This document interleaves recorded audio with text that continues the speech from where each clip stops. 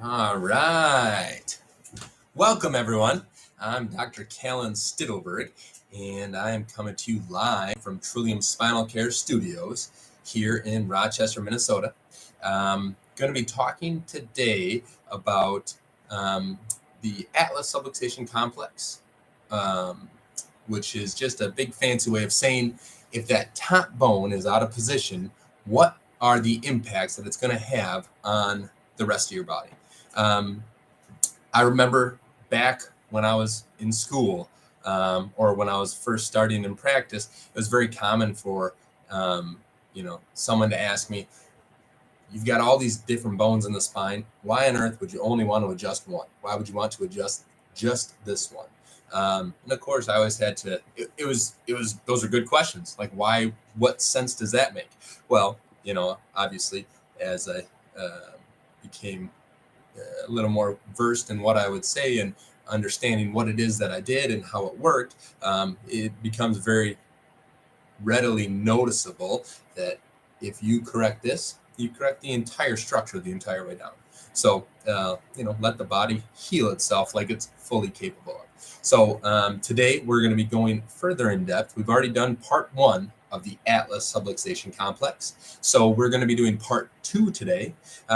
We'll be talking about another hypothesis as to what it is that we are correcting and what it is that we're helping to alleviate or reverse. What it is that allows the body to actually heal itself, and why we can have such a profound impact on the entire body. Before we get into all that, though, remember, go ahead and share this video. Let us know that you did, so that we know. That way we can get you entered to win chocolate from the chocolate shop. At the end of this, we'll be giving away some free chocolate to the Manorville Chocolate Shop. And they do the best chocolate around, so you're going to want to get some of that. So make sure and share it and let us know that you did. So if you remember back to part 1 of the Atlas Subluxation Complex, we talked about dentate ligament theory. Basically, it's this idea that anatomically we know that there's these dentate ligaments at the top of the neck, and they are extremely strong, high tensile strength, strong enough that if things go really poorly, like we were talking about hydrocephalus last time, which we don't have to get into, but basically if there's enough pressure being put on the brainstem from buildup of pressure in the head, if there's enough pressure being put on the brainstem, it can actually rupture the brainstem before it's going to rupture any of those dentate ligaments. That's how strong they are. So it's important to recognize. I talked about Twizzlers pull and peel, and envisioning a Twizzlers. Well, I've got Twizzlers pull and peel, so we don't have to envision it today. But basically, if you can look, you can see how each of these little spindles, or like one part of the Twizzlers, that's all intertwined there. It looks like it's one solid piece, but as we know, there's a bunch of pieces that are wrapped in there, and that's what formulates this, solid stick of Twizzlers candy.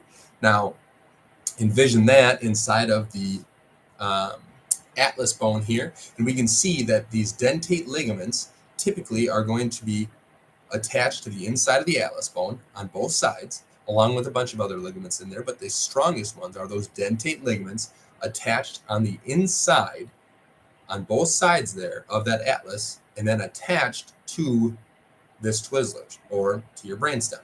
Now, those attachment points are going to come right into the outsidemost edge of the Twizzlers, of the brainstem. So if you have this bone turning or twisting or rotating or tilting one way or the other, shortening that dentate ligament on one side and lengthening it on the other side, it's going to impact one side of that more than it's going to impact the other. One side is basically getting more taut and pulling harder. The other side is basically getting kind of squished. So the theory behind it is that that's going to impact, a spinal thalamic tract. right? For instance, which doesn't mean that much other than it's going to impact your ability to sense pain and temperature in your body. This is the theory behind if someone comes in with extreme low back pain, so bad it's shooting down their leg that they, can't even walk upright. Like we just saw this earlier this week, can't even walk upright by themselves. Someone has to help them upright into the office. We adjust them. The only thing that we adjust is this top bone, and we do it extremely gently at the top of the neck. And all of a sudden, that pain goes away. Those muscles relax. That shooting pain is gone. They have their function back. They actually don't need help to walk into the resting room. They can do it under their own power.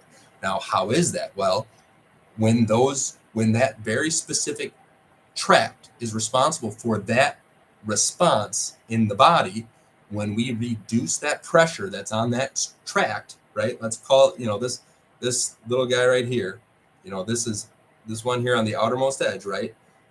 If it's in here and it's getting pulled on this way, it's going to impact this tract more than the other tract. Well, if we move that atlas bone in a way that it alleviates that pressure on the outermost edge of that tract, all of a sudden, those muscles relax. That function is restored. That pain goes away. That's what we want. And then, guess what? The longer it stays that way, the more the body heals and the stronger it gets.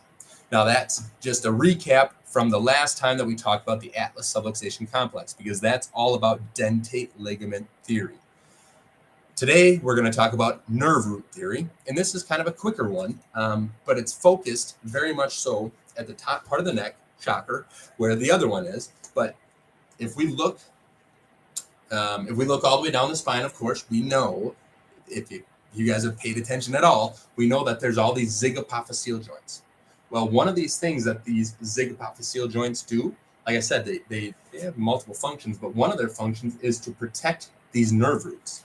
You can see each of these nerve roots comes out between those bony joints.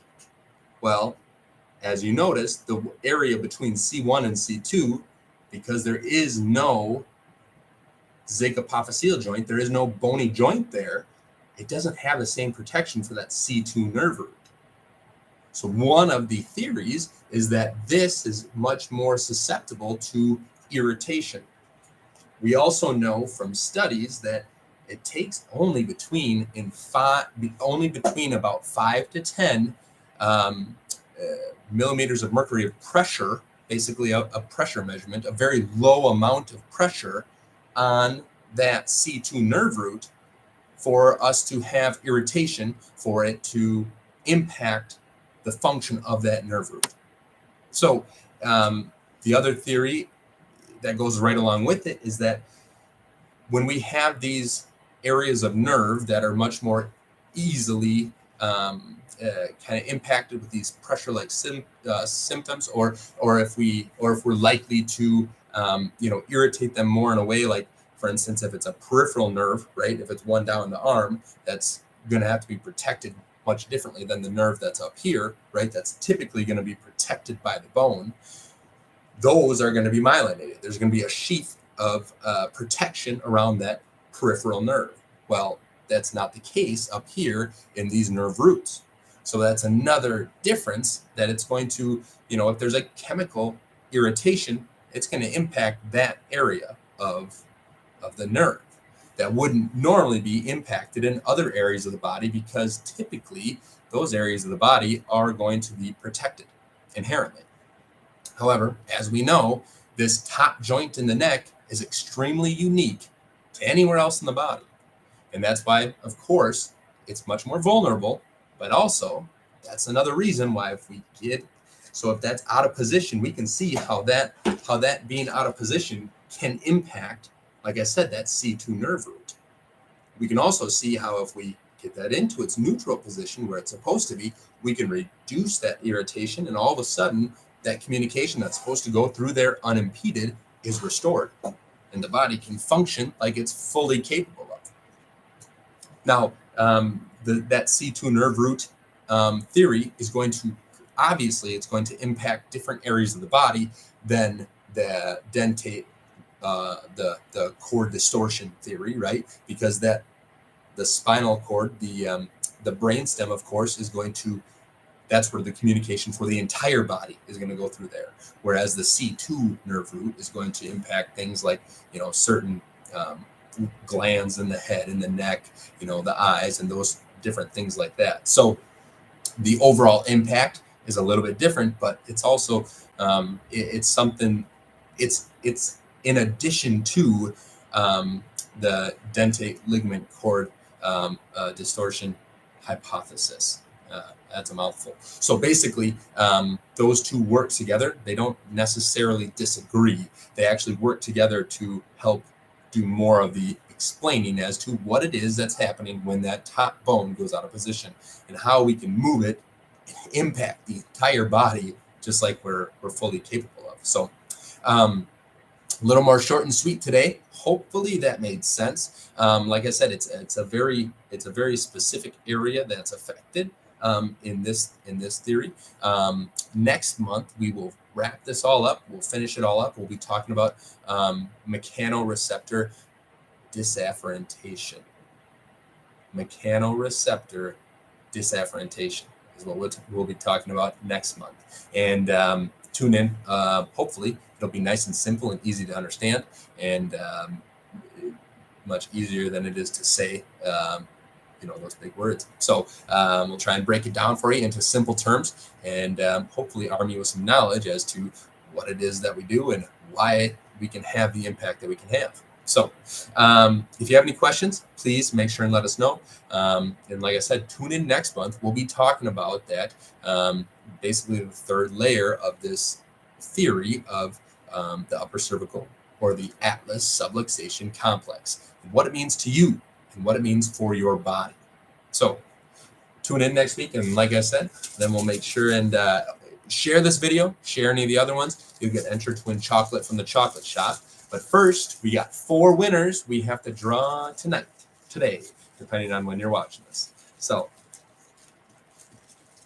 let's see here. We got one here. Sean Noble. Thanks for tuning in. I believe that's Tony's brother. Appreciate you. We'll get some chocolate sent your way. Don't worry. They will send it all the way out there to the West Coast, I believe. And you'll be able to find out what Minnesota chocolate's all about. Amanda Curry. Awesome. Thanks for sharing, Amanda. I know you're familiar with the Manderville Chocolate Shop, but it's always nice to get some more. Sue Foster. Thanks, Sue. Thank you for sharing. We'll get this sent over to you.